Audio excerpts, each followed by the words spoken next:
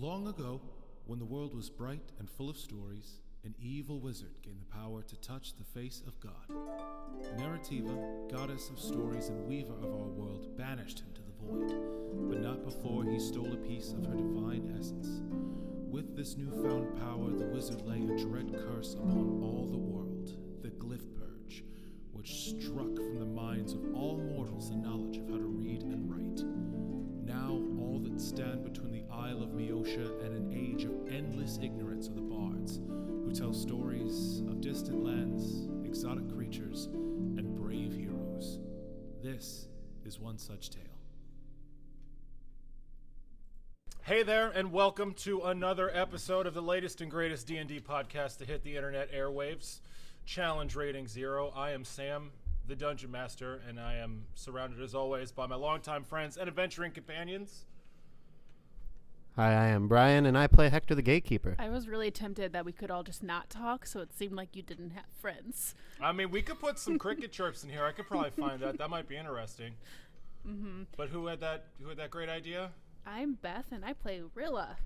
And lastly, we have Michael Parker, who will call himself Michael, but who we will call Parker, playing Zurabak. Say hi, Parker. Hi, Parker. Fantastic. So, we are here again for an epic tale of fantasy. When last we left our heroes, they were accompanying the bard Sebastian Weaver to the town of Bramble. Once they got there, they found that the town of Bramble was in dire straits. Their hunters, trackers, and trappers had been afflicted by terrible snake bites, venom coursing through their veins, and our heroes, Hector, Rilla, and Zurabak, had been recruited, I should say, into retrieving some antitoxin desperately needed by this town from the Circle of the Serpent, the druid circle that raised our good friend Zurabak here. The very last thing we did was had you guys gather some supplies from the city of Bramble. Souvenirs were bought from back alley peddlers.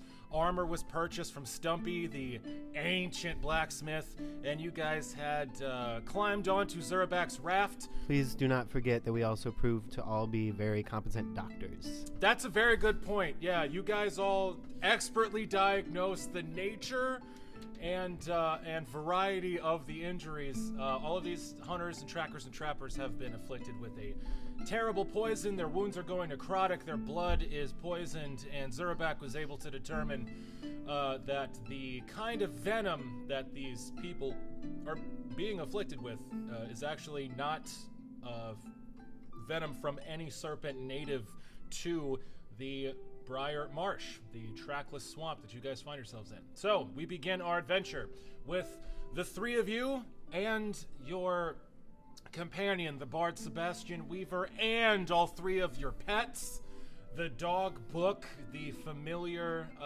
cat Rutherford, and the animal companion Snake, named Snake, all crammed onto the 10-foot by 10-foot raft. I'm going to name something else later. It's just going to be Snake, formerly known as Snake. I mean, that's pretty good. You could just start that right now, but maybe we'll get into that later. I need something. So, let's see, 7 of you are crammed onto this wooden raft, a primitive thing made up of wooden boards lashed together, and you guys are floating on downstream, away from the relative safety of the broken down village of Bramble and out into the humid, fetid swamps teeming with exotic and dangerous creatures. You notice rather quickly why this place has earned the name the Briar Marsh.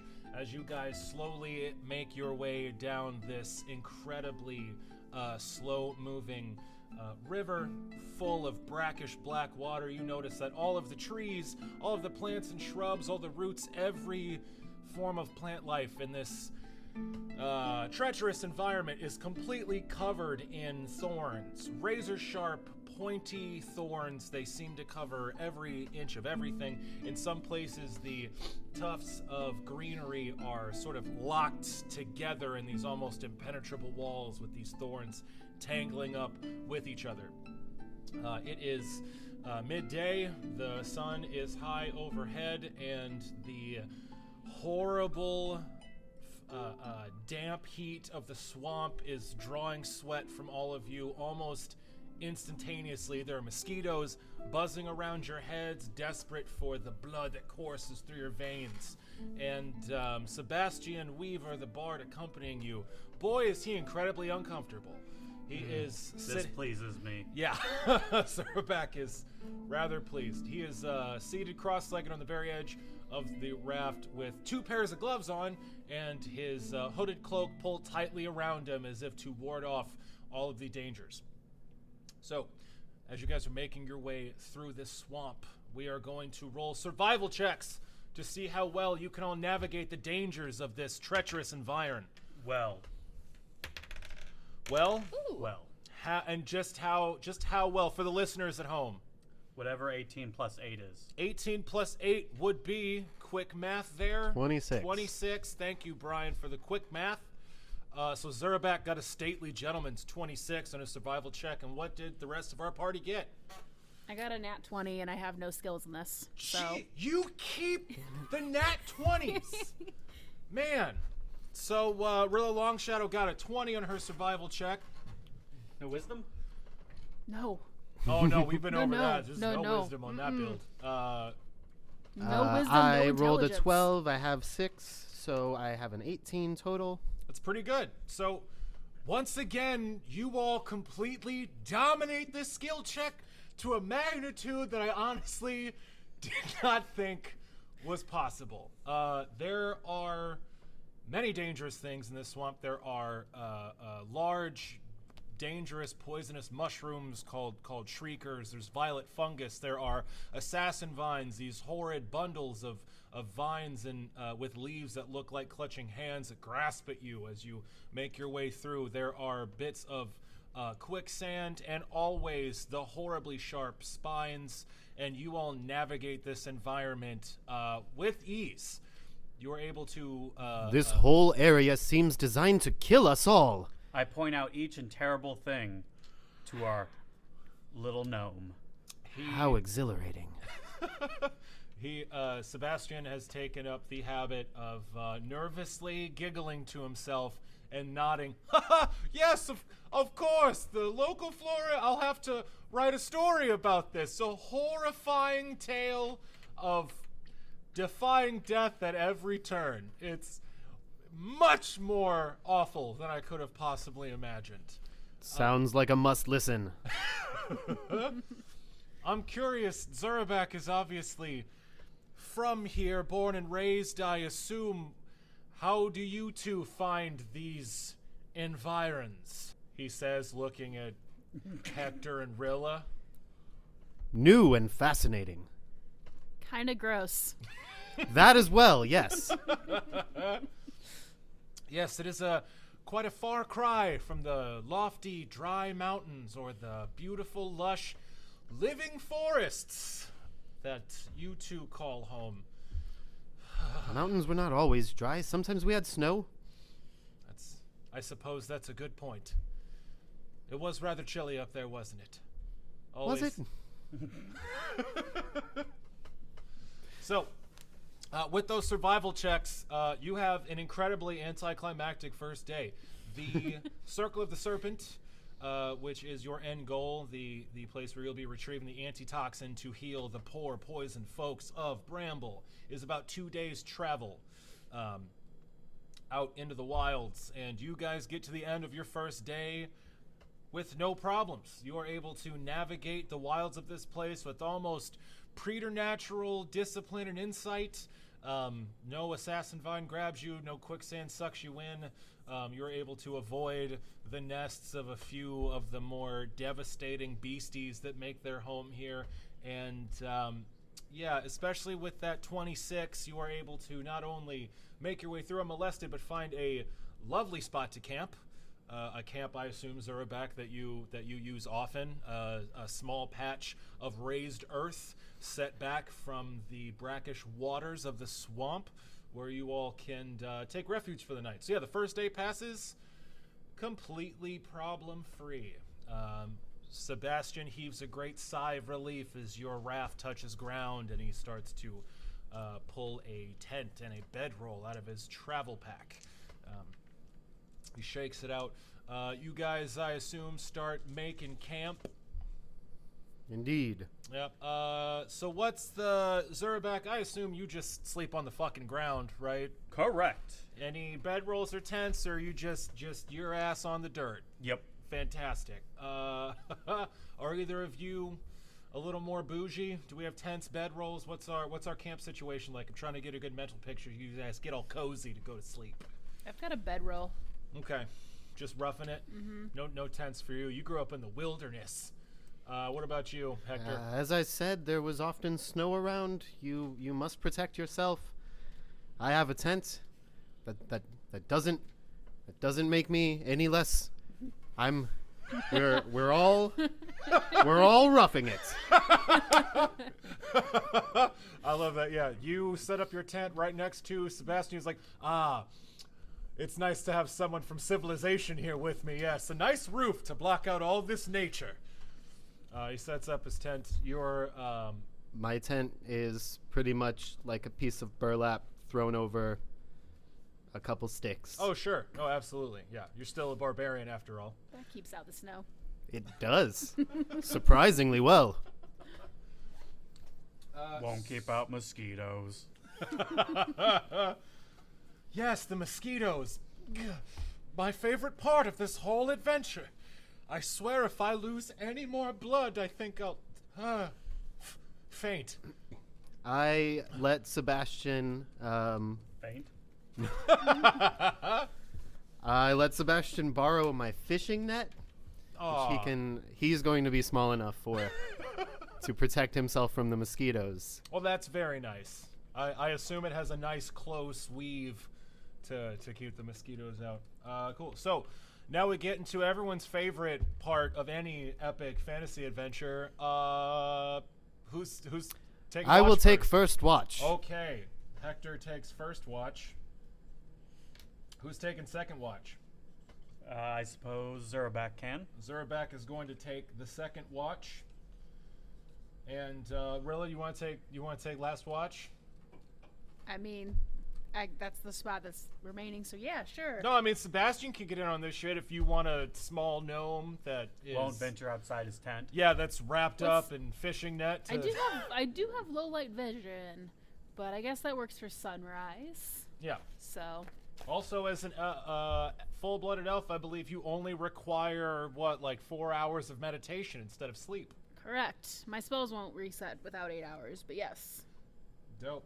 All right. So, the watch is set. Let me ask you guys a question. So we're at camp. Does anybody fancy themselves a cook? Is anybody like throwing down some like Gordon Ramsay shit? Like, is anyone getting into it? Or are we just like eating I field can rations? stick a small creature on a stick and hold it over a fire with the best of them. Classic. I can also do that. I don't have much experience cooking. It's kind of a big deal where I came Sometimes from. I put it in a pot. Well, that's That's how you get a stew going. Well, that's just fine because, as it turns out, Sebastian Weaver, Bard Extraordinaire, has himself a whole fucking kit. So he pulls out of his backpack way more stuff than should fit into his backpack. He's reaching both arms all the way into it, and he pulls out a cutting board and a chef's knife and a small folding table. Are they and, all gnome-sized? What's up? Are they all gnome-sized? They're absolutely all gnome-sized. Adorable. Yeah, it's like a Polly Pocket. Okay. He's just pulling out of his fucking backpack. And he starts to grilling.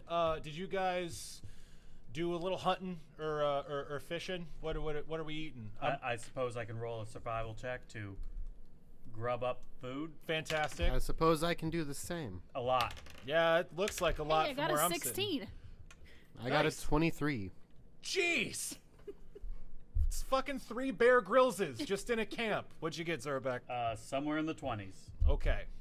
Whatever 16 plus 8 is. 16 plus 8. Do some 24. fast math. That's 24. You guys gotta be careful because you're gonna hunt this place clean of all living things. What are we having for dinner, y'all? Fish, some lizard, some snake. What? A little bit of everything. Okay. Just drag up a full crocodile. Yeah, you're able to find. Like a sampler platter. Yeah, Yeah. it's a lovely sample. You find some nice fat fish. You find a nice hefty constrictor snake. That's just good eating. It's good protein. And there's you guys, get a nice little sampler going. You get a couple some mushrooms, some non-killer fungus, and under Sebastian's And some killer fungus for flavor. just a little hint, just a hint of the killer fungus. If you cook it properly, it's not deadly. And If any of us Sebastian- die, Sebastian has to kill himself. That's how it works. Sebastian starts Right. whipping yeah, up I remember. a meal for you guys. Soon the smell of cooking meat wafts over your entire camp with the small fire he's got going. And in short order, you guys have a pretty solid looking meal. You guys all sit down to eat. And Sebastian takes a seat on a small log. He's rolled up and eats delicately with a gnome-sized knife and fork off tin plates that he's also brought. He says, well, this is nice. This is nice, a nice spot of dry ground and a good solid meal, some good food, companionship. This is exactly what I was hoping for. Perhaps not what was that? Sorry. Perhaps not with the horrific growling of terrible creatures in the background, but this is nice. So how's everyone doing? First day of our great adventure. Everyone having a good time?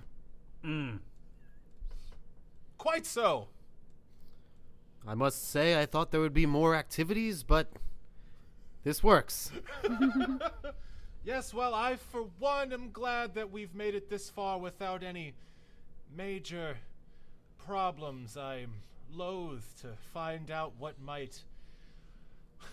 other encounters we might find ourselves in this. I just start listing off horrible things. So list them. Like what? Be Yeah, in character. some examples. Crocodiles, killer Ooh. plants, Oh. wolves, Mm. mosquitoes, like the big ones. The big ones. The big ones. Whatever do you mean? So, they're like as big as you. As big as me? Fascinating. Now, honestly, Zurabak, I've told quite a few tales in my day, but mosquitoes as big as me? He blinks his eyes and looks behind all of you where you're seated, and you guys start hearing a loud buzzing sound. Yeah, they make real loud buzzing sounds. Are they crimson colored with large, sharp mouth parts? Sometimes purple. I think I see one. And he points behind where all you guys are sitting. Do you guys turn around? I do. Yeah, right where he's pointing, there are 3 enormous mosquito-like creatures hovering on the very outskirts of the circle of light cast by your bonfire. I turn back around. Yep. Yeah. Wow, cool. Zurabak, you don't have to roll for this. You know exactly what these things are. You were just taunting him with these. These are sturge, is what these creatures are called. They are just that, enormous fucking mosquitoes. Crimson red with long, sharp mouth parts. They hover menacingly outside the edge of your campfire. And let's roll initiative. And do you have dice? You know, I do have dice, and as a responsible dungeon master, I'll actually get them out that I may use them for the fights and things. All right, this is where the fight music's gonna come in when that's all done. Get that fight riff going. All right, Hector, what'd you get on your initiative? 8. 8. That's a number. Rilla, what'd you get? 10. 10. That's also a number. Zurabak, what you got? Zurback got 17 and Snake got 8. Snake got 8. All right. And the bad What thing... is Snake's modifier? I'm sorry. 14. I can't math. Snake We know. got a 14. All right. Snake's modifier is 7. That's ridiculous. That's a pretty I good thought fucking it was modifier. 2, but that's just his to hit. Well, I mean, it is a viper. It's a fast-moving snake, and the bad guys got this number, which is pretty. It's not bad. So, You guys are sitting at camp, and about 15 feet from you, on the very outer edge of the circle of light from your campfire, 3 large sturge. They're actually tiny, but they're, as far as mosquitoes go, boy, they're pretty fucking big. Are hovering menacingly. So, these horrid winged creatures buzz in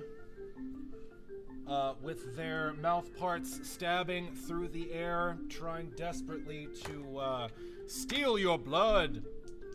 See, I told you, vampires. It was vampires the whole time. One of them zooms in straight for the Bard Sebastian. Darts directly to him, and Does he pass through a threatened square? no, he doesn't. You guys are spaced far enough apart that it's able to just sort of zoom over to him. They move pretty fast. I tried, Sebastian. It I zips over and tries to bite him with its mouth parts. And boy, does it get him. It sure does. So, this sturge, this giant blood red mosquito, flies in, zips into the middle of your camp, and latches its 8 arms onto Legs? the poor arms or legs. That's, you could argue either one. We'll go with legs. Sure, I'll meet you halfway. I on just that one. feel better if they're legs. Sure. Yeah, we don't want a bunch of flying Goros running around. Oh god, that'd be amazing. Goro with wings. So a sturge zips in and latches its 8 legs onto Sebastian's small form and drives its pointy, what would you call that? A proboscis? Its nasty stinger into his body, and it starts just sucking the blood right out of him. Let's see. So it's, just gonna start draining blood. Oh, poor Sebastian. So this thing puts its mouth part in Sebastian's neck. It just sinks right into Sebastian's neck, and it starts draining him like a fucking juice box. You see the color fade from his face. This gives me leeway to lie Immediately. about so many horrific things in the swamp now. Because he'll believe it. All right, so Sebastian now has a sturge attached to his fucking neck. The second sturge flies in and tries to attach itself to Hector, the gatekeeper. And it goes in for an attack. Let's see. Does a 13 hit your touch armor class? Yes, it does. So for those of you that don't know, anyone out there listening, in 3.5, there's a couple of different kinds of armor class. How hard it is to touch you doesn't, if you're wearing a breastplate or leather armor, it doesn't really come into play. It's just how quick you can move out of the way. So this sturge attaches to our hero, Hector, and starts to drain his blood as well. And Hector, you take 1 point of Constitution damage as you feel a sharp mouth part drive into your bicep and start draining some of your blood. And the last one's gonna swoop in on Zurabak. It hits. Well, don't deny me the privilege, the joy of being able to ask you if a 13 hits your touch AC. Yeah, it does. And it latches onto you, and you take 2 points of Constitution damage. So, these 3 sturges fly in. One zips to the Bard Sebastian, one zips over to Hector, and the other zips over to Zurabak, and they latch on and start sucking your blood. I'm sorry, did you say 2? 2 points of Constitution damage, yes, For sir. some reason I heard 3. Well, let's not have that. So, the bad guys have all gone. Zurabak, it is your turn. You have a sturge on you. It is grappling you, and it is attached to your body. I don't want him there anymore. So, you can strike it with a weapon or grapple it to get it off of you. What would you like to do? Let's grapple it. Okay, so you're gonna roll a grapple check against the Sturge to try to get it out of your fucking personal space. And what did you get? 17. That is enough. So this nasty mosquito flies in and pierces your flesh, starts drawing the blood out of your body, and you sort of flex your muscles, grab it in one beefy half-orc hand, and rip it free. Congratulations, you have removed this Sturge from your body. You have a move action left. Do you do anything with that? I berate it. Fantastic. So do it. Do you say any cool things? I'm thinking about it. He's thinking. Mostly call it a bad bug with a wagging finger. Bad bug. Love it. So Zerback shakes off his attacker and calls it a bad bug. It is Snake's turn. What does Snake do on his turn? You have been freed, but there is a Sturge on Hector, and there is a Sturge on the Bard Sebastian. There's also one right in front of you. I suppose on my turn I also push Snake, which I honestly don't have to roll for, now that I think about it. Because Yep. the bonus is so high. For To those that just don't attack. know, pushing is getting his animal companion to do a thing, which is super easy because he's a druid. So your snake lashes out at what? The one near me, more than Fantastic. likely. Snake is very protective. Understood. So Snake, with serpent-like swiftness, lashes out at the Sturge that you have just removed from your body. Snake rolls a 10. That is unfortunately not enough to hit this small, quick-moving creature. Snake lashes out with its sharp teeth and finds only air. That makes it Rilla Longshadow. There are 3 targets. 2 of them are grappled, attached to your companions, and one is just out there floating in the air, taunting you, mocking you with its presence. What do you do? Yeah, so that's the one I have to go for because the other 2 are busy. And Yeah. that's good for me. Yeah, there's a chance that I assume you're going to go for shooting them, and if you shoot one of those, there's a good chance you're going to maybe hit the guy it's stuck on. Also, it might turn and try to attack me. That's a So, good point. You know, I'm within 30 feet of it, right? Oh, absolutely. Cool, cool. You're right, you probably taste better than me. Does a 12 hit? A 12, unfortunately, does not hit this creature. I assume you knock an arrow and let fly. Yep. You pull your bow to its full length and let loose an arrow, and it whizzes right past this creature. It looks like it's right on the mark, but like a housefly, it just darts to the side, and you clip one of its wings with the fletching of your arrow as it whooshes by this creature. That makes it Hector. Oh, and I back up. You back up. Yeah. Absolutely. A little bit. And it's worth noting you have a familiar. Does your familiar do anything besides hiss angrily at these bugs? Rutherford isn't a fighter. Absolutely. Just making He's not sure. much of a lover either. Rutherford hisses in rage. Hector, the gatekeeper, it's your turn. What do? You have a Sturge attached to your arm. It's sucking the blood out of your body. Your blood, your gatekeeper blood. You, giant mosquito. That is my blood. I'll have it back now. So what are we going to do? We're going to attack grappling it? Or it. Okay, we're going to grapple it. 18. All right. It does not get anywhere close to that. Congratulations. You grab this Sturge and rip it off your body. A couple droplets of blood fly out into the air as its mouth part leaves your flesh. Congratulations, you have removed this creature. That's your action. You have a move action left. You want to do anything with that? With that grapple check, am I just removing it, or Yeah, you're just I can't removing it. be grappling it? You I'd can, have if to- you want to grapple it to hurt it, you can do that too. You could do one or the other. My apologies, I didn't mean to lead you on. You can grapple it to throw it off. You can grapple it to do damage. Let's go with the latter. Let's do damage? Let's damage it. Okay, dope. So yeah, you won the grapple check. So do damage for an unarmed strike against this Sturge.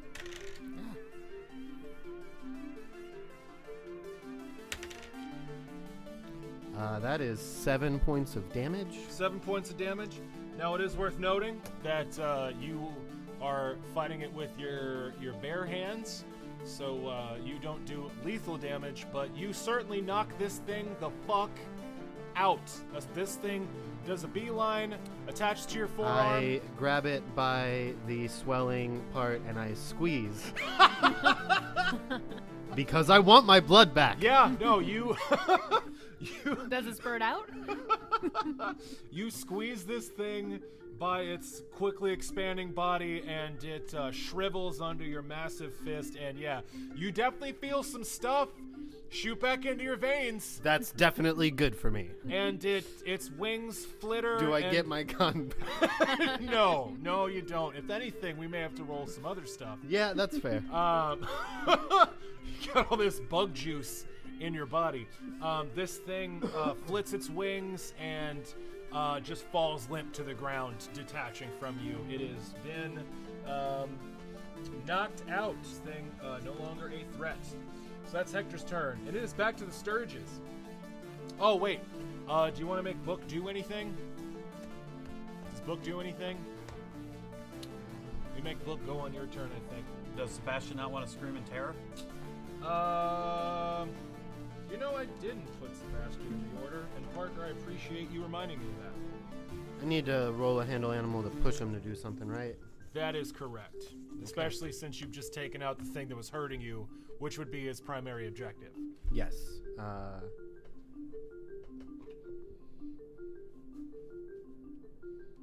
Let's see. And no. What were you going to make Book do? Play with the thing. Book sniffs it, completely disinterested, and then goes and barks at the bug that is attached to Sebastian. Sebastian, on his turn, wails, and he stands up and he runs around in a little circle, waving his arms. Oh, get her off me! Oh, it's horrible! Oh, please get her off! I hate it here. Mental note, that one's last. And that brings it to the Sturge's turn. So there is still a Sturge, unfortunately, attached to Sebastian, who is, just taking no steps to protect himself.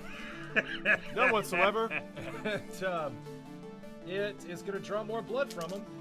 Oh, yeah! Just like a juice box. Sebastian turns 3 shades lighter and falls to the ground unconscious. Woo! And the Sturge, now completely swollen with stolen blood, detaches from Sebastian's form and just starts lazily buzzing off away from your camp. 2 down. Yeah, the last Sturge attached, or that's hanging out, buzzing in the air in the middle of your camp. Goes for Sebastian. It is going to make a beeline for Rilla this time. Oh, but I backed up and everything. Does that provoke attacks of opportunity from both Eye and Snake? Yeah, I'll give you that. It starts making its way towards the elf there, and you get a free hit on it. Does a 15 hit? A 15 unfortunately does not hit this creature's armor class. They are fucking wily. Then Snake also does not hit. All right. So a Sturge flits past both you and Snake's attacks, trying to knock it out of the air, and it flits over towards Rilla Longshadow to just share the hurt. And it rolls in attack roll. See, I told you I didn't taste good. So it got a 13. Does that hit your touch armor class? That is my touch armor class. so Okay, yes. unfortunately, this creature attaches. Let's see. And it does its thing. You take 1 point of constitution damage. Okay. And you are now being grappled by a large mosquito that has its proboscis, like, in your leg. It just right in your leg, and it's sucking your blood out. That is the Sturge's turn. That brings us to Zurabak. I calmly walk over and grapple it out. Cool. Roll a touch attack against this big old bug. 23. 3. Oh boy, that'll sure get it. You absolutely make contact. Now we get to roll opposed grapple checks, because boy, does it not want to leave this delicious meal. What you got on your grapple check? Probably a lot. 19. Yeah, you definitely beat it. So are you grappling to hurt or to remove? Remove. Fantastic. So this thing, this giant bug flits over to you, Rilla, zooming past not only your bow, but Zurabak and Snake, latches onto your leg, and Zurabak calmly walks over, grabs it, and rips it off of your leg. And that makes it Snake's turn. What does Snake do? I suppose it continues last action, which was to bite the shit out of it. All right, Snake slithers over and tries to take a bite of this 18 to sturge. hit? 18 finally makes contact with this bug. Yay! The D4 -1, but go ahead and roll me a fortitude save. Fortitude save for a bug. Ooh, that's not good. That is not good. So how much damage do you do? 3. 3 damage. Okay. And it got a very low number on its fortitude save. What did it get? Oh, it got a 4. Well, Got a 4, that bud. does not beat the DC 11 fortitude save. It sure doesn't. And it'll take 2 points of constitution damage. Oh, shucks. Well, look at you. Look at your horrible viper serpent dealing poison damage to this bug. That'll also occur in another 10 minutes. We got a real, That's what poison does. Yeah, there you go. Got a real clash of the swamp titans here. So your snake lashes out and does some damage to this thing. And let's see. Take away the constitution. That is... Do that math real quick. So, yeah, this thing looks awful. Your snake bites it solidly. And it sort of weaves and wobbles in the air a little bit. And you can definitely tell its wings are not beating as fast as they once were. This thing is looking rather rough, which brings us to Rilla Longshadow. There's a sturge right in front of you. It just feasted on your fey blood. What do you do? Yes, so I'm ma'am. gonna shoot the one that's flying away. I'm Cool. gonna back up. But he had his delicious, like take a sweet 5-foot gnome step in meal. whatever direction I need to get. Yeah. You take a step back, and you're gonna launch an arrow at this horrid bug that Nope. drained your friend like a Rolled juice an box. 8, so that's an 11. No, 12. It's not gonna do it. Unfortunately, no. A 12 is not going to be able to make contact with this fattened bug. Really bad archer outside of the forest. You're out of your I element. wasn't gonna say anything. Yeah, I miss a lot. The I'm sure it's just the damp swamp air. It's not good for the wood of your bow. So Adding that- some weight to the arrows. There you right, go, yeah. Right. the air's all sodden. The string's not as taut. Fucking fluid dynamics, man. Hector the Gatekeeper, it's your turn. There is a sturge flying away from your passed out bard companion Sebastian, fattened with his blood, and then there is a sturge that is hanging out in front of the rest of your friends. How far away is the one that's hanging out in front of the rest of my friends? Oh, dude, it's like 10 feet away from you. And the other one? The other one's like, it's gotten to be about 15 feet away from you. Okay. Revenge or protect your friends. You're right. Revenge. No one gets away with I- my friend's blood. Draw a throwing axe Sweet. and throwing axe it. Awesome. You're like, hey, Bug, let me ask you a question. Does a 17 hit? A 17 does, in fact, hit this creature. You hurl your throwing axe, it tumbles end over end and smashes into the spindly frame of this bug. 8 points of damage. 8 points of damage. Yeah, you obliterate it. You, Sebastian, no! Yeah, as this thing starts to flitter away with your friend's blood, you throw your hatchet and you split it and splatter it in amazing fashion. droplets of your friend Sebastian's blood raining down, some of it onto his passed out face. So we got a little bit of it back, it looks like. That's got to splatter real good. Yeah, it splatters real good. As This long as he was got cool. some of his blood back. You're like a splatmancer. Do you realize that? First it was a rat on the road, now it's this fucking sturge. You splatter shit. Yeah. Does your dog Book do anything? Nope. Okay. It is Sebastian's turn. He is asleep. Good Yep. old Sebastian. He is gray, his lips are blue, he's shivering a little bit, and he's absolutely unconscious. Are we starting to get the sense that there's an evil character in the group? I'm just saying, with the chuckling at the unconscious man. Hey man, humor's different for everybody. Swamp humor. Right. Damn city folk can't even keep an eye out for sturges. That I makes live it in the middle of the forest. Sturgis. that makes it the sturge's turn. There is one left. It is surrounded by enemies, and it is also just a little bit poisoned. It doesn't look very good. Its wings are slowing down. It's sort of bobbing in the air in front of all of you guys, and it's just gonna take one last desperate stab at Zurabak. It's gonna try to attach itself to you, and does a 11 hit your touch armor class? Yes. Fantastic. It attaches. Its last desperate act.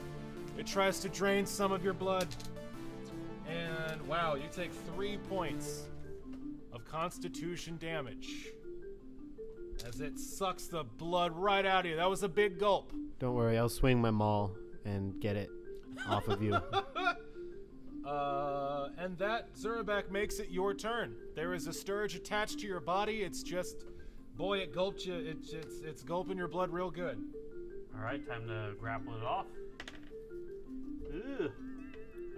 9. Well, it got a 13. So unfortunately, you are unable to remove this thing from your body. You bat at it. You try to rip this thing off, but it actually has wiggled around to the to behind your shoulder, and you're spinning in a circle like a dog chasing its tail, trying to rip this thing off your back, but you're not getting anywhere. Luckily, it's Snake's turn. What does Snake do? Hopefully hits with an 18. An 18 does hit. That does hit the Sturge's armor class. Would you like to roll a fortitude save? You know I would. As your poisonous serpent sinks its venom-laced fangs into this flying mosquito monster, it got an 11 on its fortitude save. I do believe that was the DC, so it only takes 3 points of damage. Fantastic. That is almost enough to kill it. It's so close. This thing's on. Your snake rips one of its wings off and one of its legs, and now there's just part of this bug still just feverishly trying to drain as much blood out of you as it possibly can. It is reeling, but it is still just barely alive. Rilla, Long Shadow, it is your turn. There is a sturge, I'd say there's 5 feet between you and this sturge. It's connected to your buddy here. It.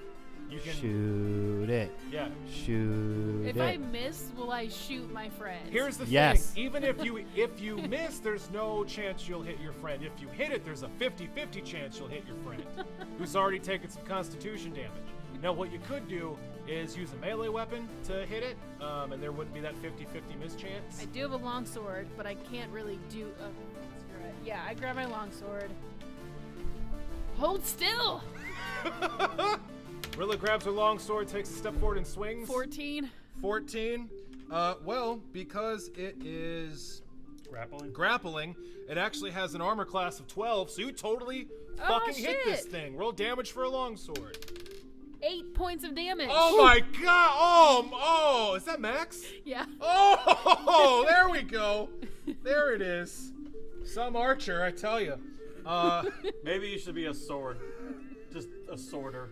That's what they're called. Yeah. I am a sworder. I am no longer an archman. I am a sworder I'm a only. sworder sorcerer. Yeah. Okay. So yeah, Rilla, Sorcerer. Sorcerer. well, tell me how you kill this thing. You totally fucking annihilate it. How do you take it down? I'm pretty sure I just poke at it with the sword because I'm really afraid of hitting Zurabak. So it's more like, almost like you use it as a spear, Kill just it. kind of like prodding at it. That's amazing. Yeah, you draw your long sword and holding it in two hands, you just take a step forward and just lance this thing like a boil. You take your sword all the way through it and flick it off. Its mouthpiece ripping out of Zurabak's shoulder and spilling droplets of blood all along the floor of the swamp. And you have successfully dispatched the last of these Sturge. Wait, is it my turn? It is. Yes. Wait. But I'm the greatest sorcerer, right? Like, Yes. Look what I just did. You're the great. Yeah, Yes, you're yes. absolutely greatest. The greatest. That's how sorcerer that's magic ever lived. works. Continue. Yeah, you fucking annihilate it. You totally killed it. What's up, Hector? For narrative purposes, the unconscious Sturge just starts stirring, and my boot comes down and smashes it. Absolutely. Yeah. And then I go get my axe. Yeah, you stomp off to get your axe, and then you And step on the Sebastian. Sturge while you're going to get it. Yeah. And I get Sebastian, A nice gristly crunch. and I clean his wound, and I put him in the fishing net, Didn't we and I learn lay him down in his tent. that Zurabak was like the healer of our group? Yeah, but I care about Sebastian. Okay. All right. So yeah, here you guys are left in the aftermath of that little fight there. You guys are all, I think, missing a little bit of your constitution, which isn't the best, but also par for the course for swamp living. And yeah, Hector picks up the poor unconscious Sebastian, and you clean his wound. You wrap him up in some of your makeshift mosquito netting, and you lay him in his tent. And he just moans and rolls around with chills as you put him down. Oh. Like What? like a sad dog, like a. Yeah, kind of. No, we're not old yellering him. No. You what said the put him down. Not yet. As you lay him down. You didn't say Come that. on, You come- said put him down. I'll be better about my syntax. No, you don't. I would hope you wouldn't fucking murder the bard. He got hurt. Put him out. It's done. You saw that scratch. There ain't no coming back. We'll regain the lost constitution damage 1 point per day. Great. Delightful. So, It's going to take a while for Sebastian. yes, it will. I'm slightly disappointed because I was just going to start making up horrible things in the swamp. Yeah, it seems like Sebastian's gonna be out for just a little bit. But so, with that threat gone and these horrible monsters slain, you guys, I assume, set the watch and take your shift sleeping, trying to get a full night's sleep. Yup. All right. So, you all rest in your predetermined watch rotation. Luckily, nothing else pops up over the course of the night. You guys eat. I am fully healed. What's up? I'm good. I only took 1 point of constitution Yes. damage, so I'm good. Yeah, same here. I'm not. No, you're in it. They got you pretty good there. I'm not unconscious though. Yeah. So you guys take a little nap, and and by a little nap, of course, I mean a full night's rest, a good 8 hours or 4 hours in Rilla's case, and you will awake to greet the next day. It is gray and overcast. And Beautiful. yeah, a light rain has started to fall over the swamp, dripping in huge fat droplets off of all the spines and spikes of the swamp around you. It turns the once solid ground underneath your camp into sticky, grasping mud, and boy, is it just, oh man, it's just a real treat. All this rain, it's really good stuff. It does cut through some of the oppressive heat. except when the rain ends for like 10 minutes and the sun comes out, just putting all of that dampness right into the air, and then starts raining again, just on and off. It's a real good time. But you guys get up, break camp, collect your things, heal. How's Sebastian? What? How's Sebastian? Sebastian's not looking good. He is conscious this morning, which is great. Mm-hmm. He is awake, but he is still 3 shades too pale, and blue-lipped and shivering. He gets up. Oh, what a rousing adventure! I begin the list where I left off. Giant Mothmen, big lizards. I gently tree put my people. hand over Zurabak's mouth. He continues. And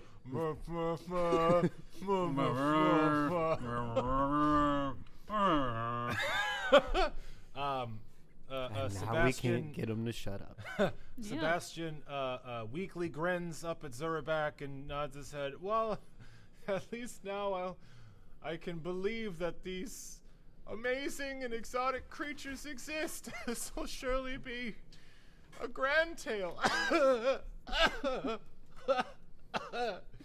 Shall we continue to adventure? Excuse me. So you guys.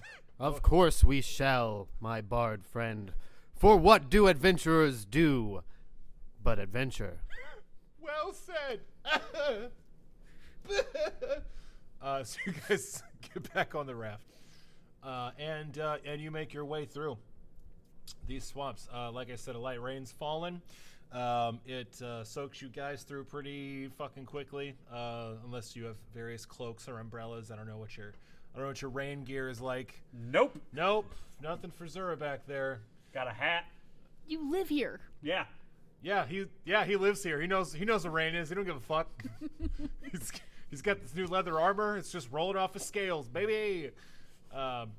So roll me some survival checks to once again make your way through this horribly dangerous environment as you guys get back onto the raft. 13 on the dice for a 19 total. Cool. 13 on the dice for a 13 total. Excellent. 8 on the dice for a 16 total. Yeah, you guys all do excellent. You do a fucking great job. Once again, you are able to almost preternaturally avoid the various pitfalls and dangers of this swamp. You're not slowed down. You do not snag on any of these horrible pointy spines, and you start making your way, gaining some pretty good ground through these swamps. You start closing in on the sort of outer hunting grounds of the Circle of the Serpent, when Zurabak, you notice something strange. As you are closing in, you know this path very well. You know it very well. You've traveled this road back and forth between the home of your people, the Circle of the Serpent, and the town of Bramble many, many times. But there's something weird here. There is a small part of this slow-moving, lazy creek that you guys have been following that has been dammed up. There's a big pile of stones that you don't remember ever seeing before. That is. God damn it. I thought you were gonna reach for a gate joke at some point, but that's good too. You get a laugh from Sebastian. Please don't make me laugh. So yeah, a small part of this creek has been dammed up, making this shallow pool, and sort of diverting the water and making this large, shallow, just pond. Basically, it's not deep enough for your raft to go through. This is usually about the point where you start dragging your raft anyway, but instead of there being a relatively dry path, there is now this large, shallow pool that has been made by the damming up of this creek. And in this very shallow water, you see something kind of strange. You see a hippo. These large, pinkish purple creatures are, of course, native to the Briar Marsh. They are powerful territorial creatures, but you see one that is dead. It is laying, partially submerged in this shallow pool of water. On its side, it looks like it's been dead for a little bit, and it's just hanging out there in the middle of this pool. You guys are about 50 feet from it, about 100 feet from where this makeshift dam has been built. There's a few birds sitting on its bloated carcass, sort of picking at the meat. What do you guys do? We go around. You go around. Should we not investigate? I look at the bloated hippo and look back at Hector, the gatekeeper. Yeah, that's me. Something killed that over there. Go around. What is that, by the by? Looks like a big pig. Oh, that's a fantastic point. You guys don't know what the fuck that is. That giant warthog is missing its tusks.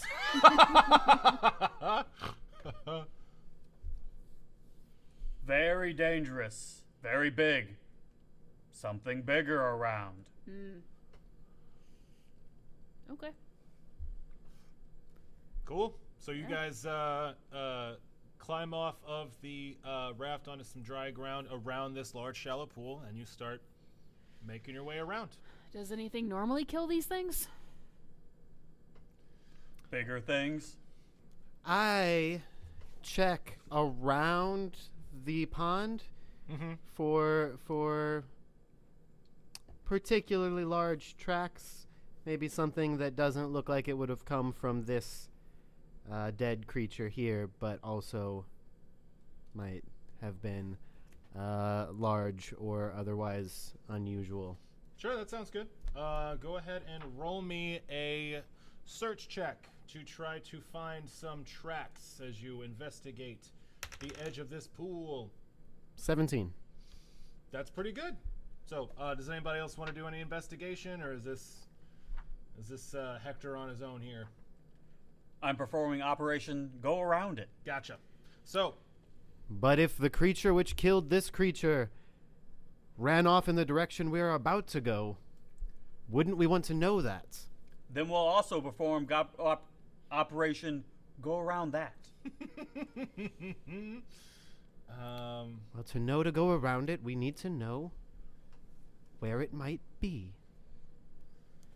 Or just how big it is. So That Hector, too. you move up to the edge of this pond and you begin looking around for tracks. You do see some large tracks that looks like it matches the hippo. Large, trundling, exotic tracks that seem to match the feet of this large dead creature in the middle of this pond that seem to come off from the south, sort of perpendicular to the path you took here. And as you are walking around investigating this, you feel a sharp pain in the bottom of your foot. It is immediate. It is jarring. You feel it through your thick boots, and it feels almost like two pinpricks have pierced the sole of your shoe, and you need to roll me a Constitution saving throw as waves of sickness start wafting through you. 24. Oh boy! Rolled a 19 on the dice. You are able to shake off the worst of this effect. You do take, let me see here. You take 1 point of damage. You now move at half speed because as you look down to inspect the strange sharp pain in your foot, you see a caltrop is sticking out of your boot. A small angular piece of metal that has one point sticking up no matter what way it lands. You pull this thing out of your boot and you see that the tines sticking up, and all the tines on this thing, all the spikes, are strangely crafted. It's not one single spike like you normally see. You've seen caltrops before, booby traps in the mountains and things like that. This spike has 2 points. Small, delicate almost, spaced apart, about the size of a snake's mouth, and seemingly smattered with a greasy green substance. And it's just about the time that you see that you all hear the huff of what can only be blow darts from the brush to the south of you.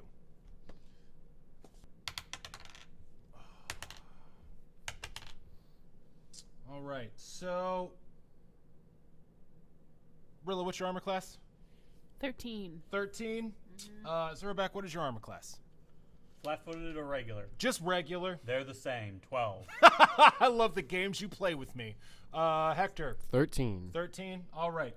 All three of you get hit with blow darts.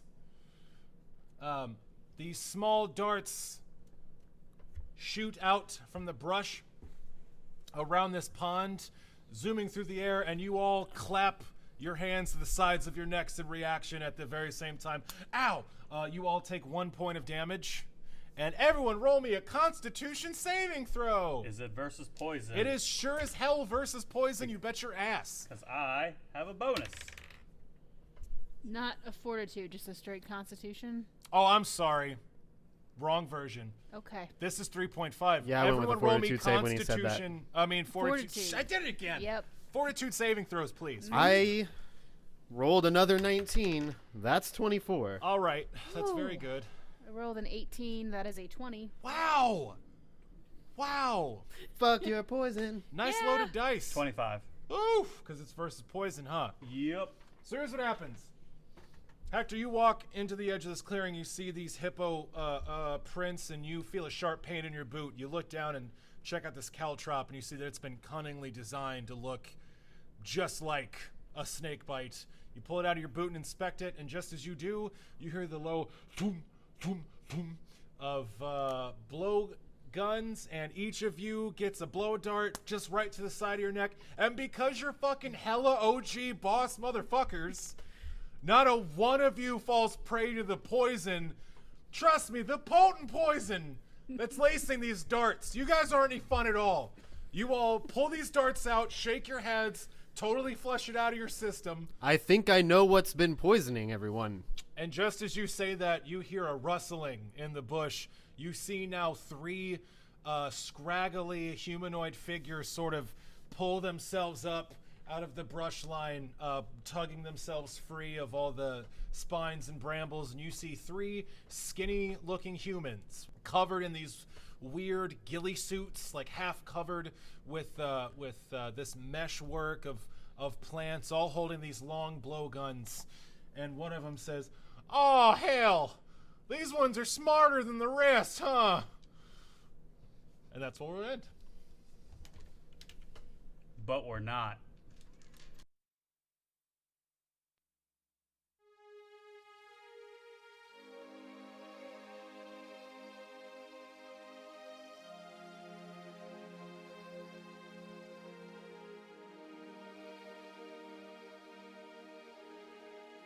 Ladies and gentlemen, welcome to As the Dice Turns, the podcast after the podcast where we get into the inner workings of our player characters, their motivations, their fears, their, well, inner workings.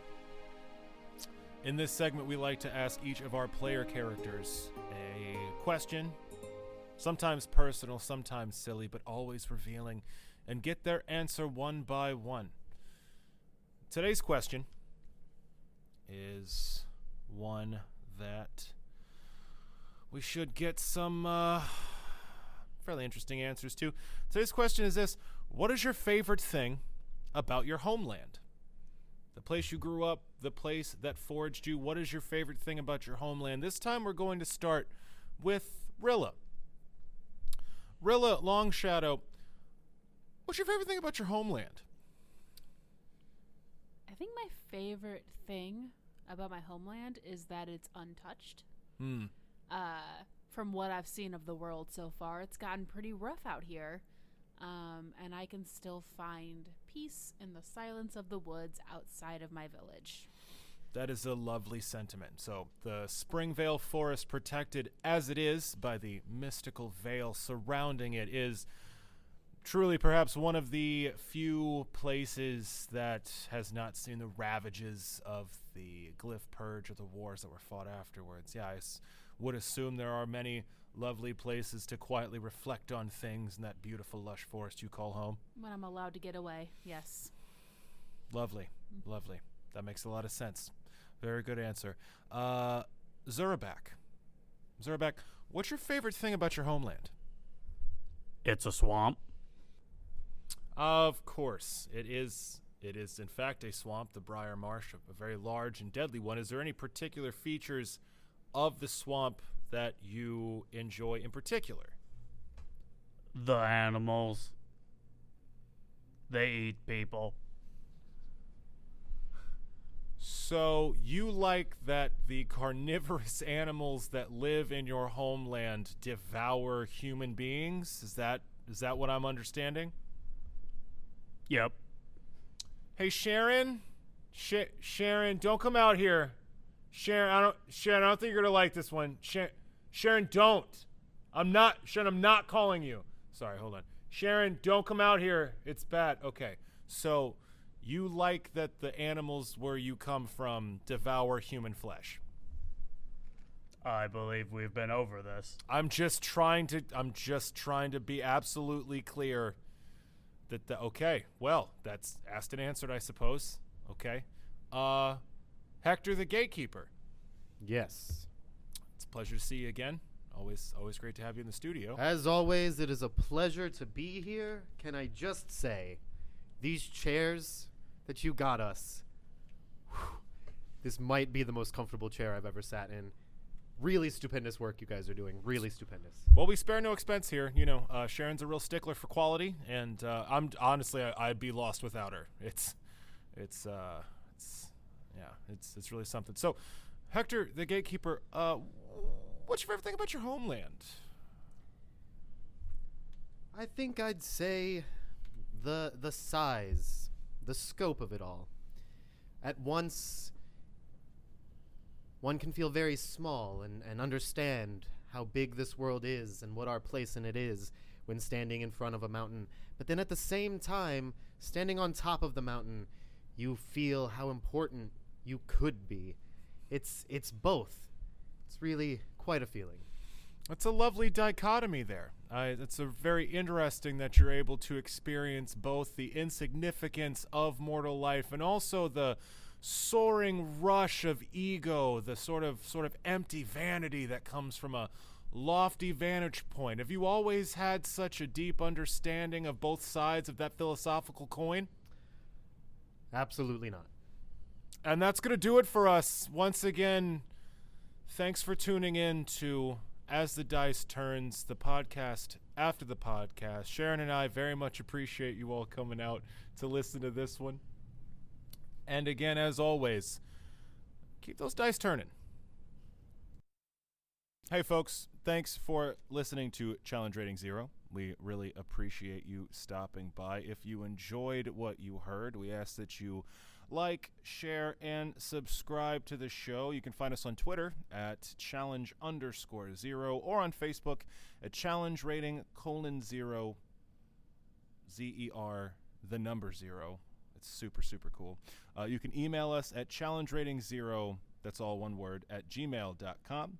The music for our lovely show was provided by the Harp Wolf, Danielle Williams. You can find more of her beautiful music at Danielle Taylor Harp at bandcamp.com. Challenge Rating Zero was recorded in front of a live imaginary audience at Gamehaven in St. Louis, Missouri. You can find them on Facebook at Gamehaven STL. Thanks again for listening to our show. And thanks for lending us your ears.